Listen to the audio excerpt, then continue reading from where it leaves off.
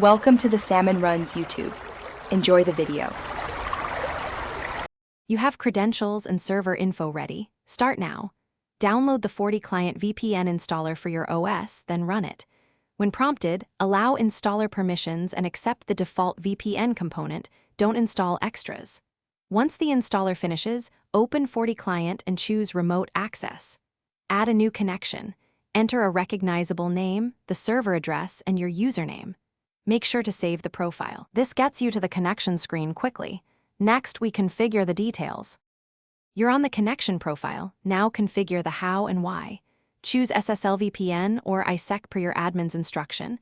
SSL VPN is common for remote laptop access. Input the port if it's non-standard. Leave default otherwise. If your organization uses Realms or two-factor, enable those and follow prompts.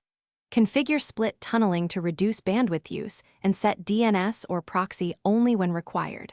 Once done, click Connect and enter your password or OTP when asked.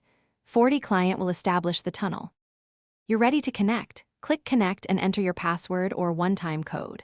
Watch for status changes. Connected means traffic routes through the VPN. If it fails, verify the server address and port, then confirm credentials. Make sure your local firewall or router allows outbound VPN traffic, and try switching networks if needed. If problems persist, restart FortiClient, reboot your device, then attempt again. If still failing, capture the error message and contact IT with the message and a timestamp for faster resolution. Thanks for watching.